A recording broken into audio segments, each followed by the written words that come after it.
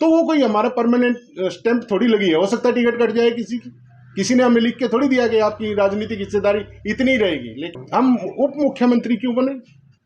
हम मुख्यमंत्री क्यों नहीं बन सकते? कौन कहता है ब्राह्मण के ऊपर स्टैंप लगी है कि वो उप मुख्यमंत्री बनेगा? किस पार्टी ने अपने एजेंडे में आज तक साबित किया है कि ब्राह्मण को उप मुख्यमंत्री बनाएंगे? और क्यों बने हम? समाज बहुत बड़ा फैसला करने जा रहा है और खुले मंच पर अपना विचार रखेगा कि हम किस पार्टी के साथ जाएंगे। सबसे पहले तो मैं आप सब पत्रकार साथियों का, छायाकार साथियों का धन्यवाद करना चाहूँगा। आप सब इतने कम समय में यहाँ पे पहुँचे हैं। और मैं अशोक शर्मा, प्रदेश अध्यक्ष ब्राह्मण खाप हरियाणा, आपके सभी दर्शकों को भी नमन करना चाहूँगा।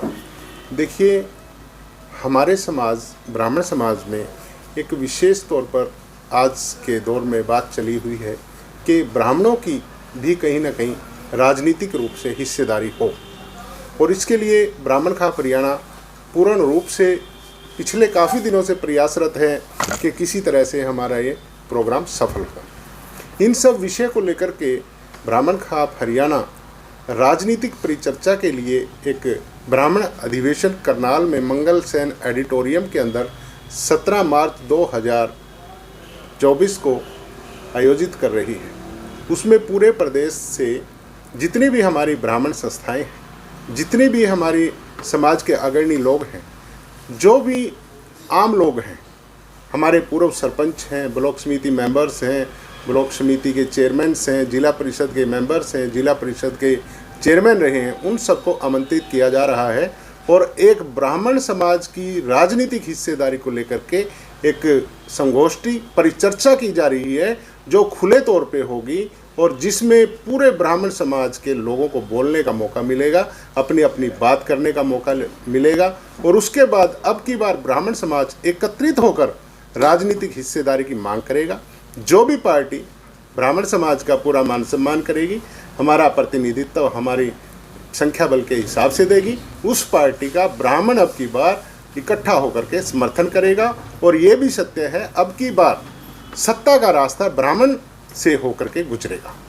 क्या उपेक्षा समझते हैं ब्राह्मण समाज की? और बिल्कुल, देखिए, हम कम से कम हरियाणा में विधानसभा क्षेत्र की बात करें तो हम 18 सीटों पर 15,000 से 43,000 तक अपना प्रतिनिधित्व वोट का रखते हैं।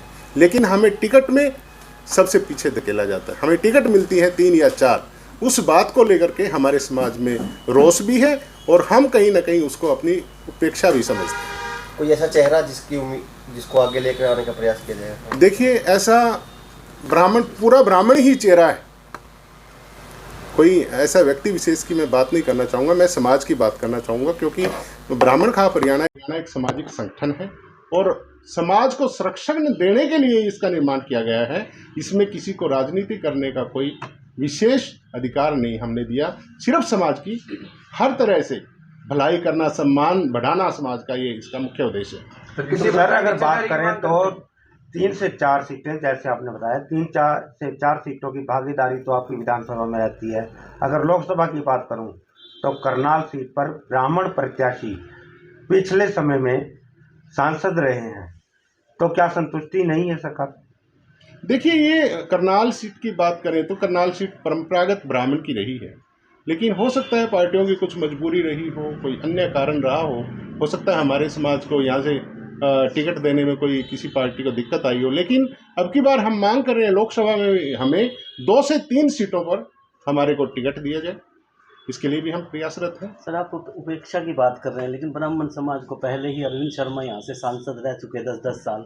राजनीति में भागीदारी तो पहले से ही है, अब कौन सी भागीदारी की बात कर रहे हैं? लोकसभा में 2 हैं, अब कौन सी भागीदारी की बात कर रहे हैं? ब्राह्मण समाज को तो पहले ही भागीदारी मिली हुई है। देखिए, क्या है कि अपनी भागीदारी सुनिश्चित करना हर किसी का कर्तव्य भी है, अधिकार भी है।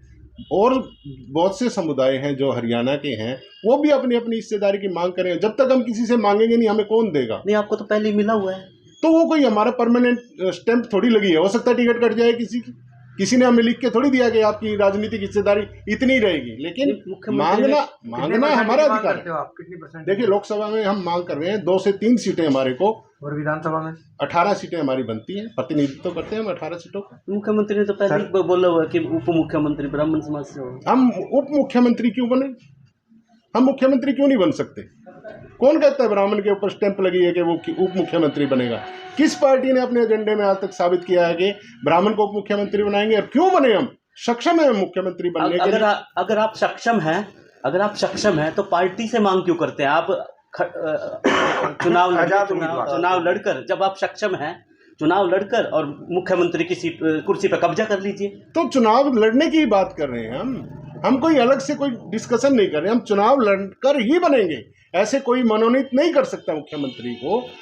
अगर हमारी जाति के, हमारे समाज के लोग ज्यादा विधायक बनेंगे तभी हम मुख्यमंत्री बन सकते हैं, अदरवाइज कौन बनेगा? अगर कोई पार्टी आपको सहयोग नहीं करती, क्या आपके नुमाइंदे आजाद उम्मीदवार होंगे?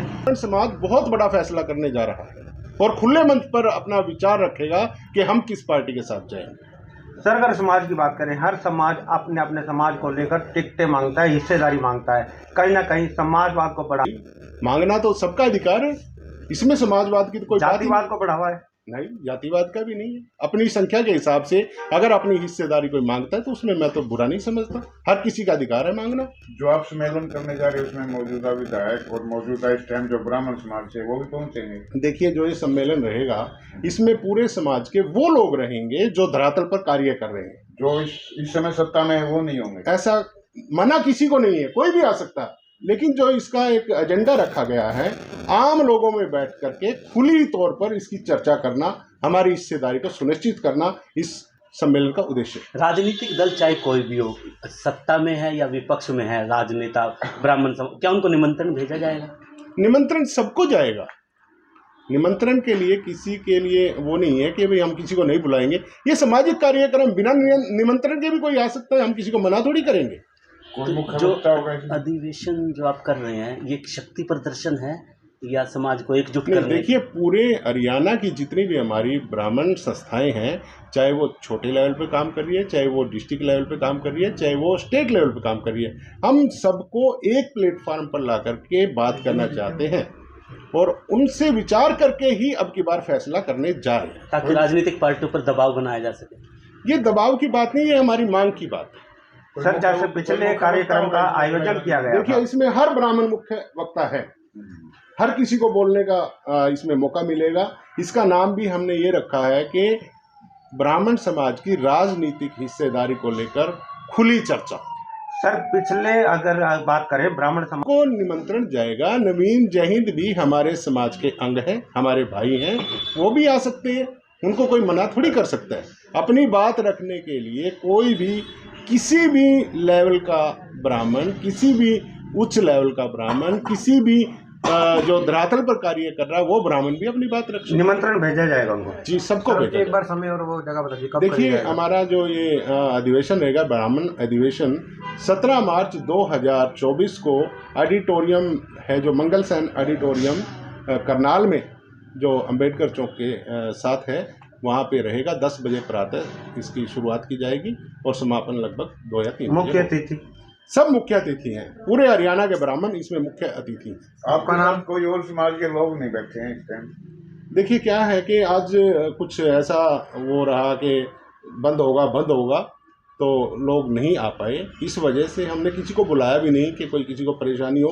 देखिए, ब्राह्मण खाप का जो पूरा एरिया है, पूरा हरियाणा है, तो कुछ लोग नहीं आ पा रहे थे, तो उस वजह से फिर हमने ये विचार किया कि क्यों न हम अपने तौर पे ये। आपने शुभ नाम सर, क्या नाम है? मैं अशोक शर्मा, प्रदेश अध्यक्ष ब्राह्मण खाप हरियाणा। किस बैनर तले होगा ये ब्राह्मण खाप हरियाणा के तत्वावधान होगा। ये?